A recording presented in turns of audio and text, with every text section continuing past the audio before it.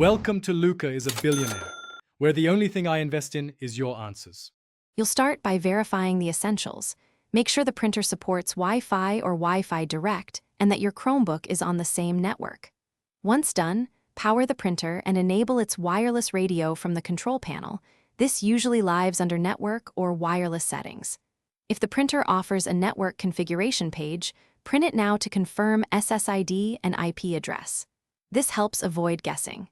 Now, keep the Chromebook awake and open Chrome settings so you can add the printer in the next step. You'll add the printer through Chrome OS settings. Go to Settings, Advanced, Printing, then Printers, click Add Printer. If Chrome OS discovers the device automatically, select it and test a print. If not, add it manually using the printer's IP address from the network sheet. Choose IPP or LPD and enter the model name. Next, pick the recommended driver. If none appears, use generic PostScript or generic PCL. This ensures page formatting stays correct. Once configured, send a test page to confirm communication and adjust if output looks off. Finish by printing a test document and confirming layout and fonts. That proves the driver and protocol are correct.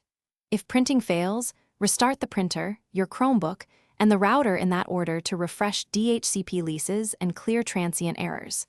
Make sure both devices remain on the same Wi-Fi band.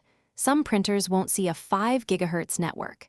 If nothing works, use Wi-Fi Direct to connect directly, or plug the printer in via USB to complete urgent prints while you troubleshoot the network. One tip: check the printer IP hasn't changed. Thanks for watching and please subscribe. It's the best investment you'll ever make.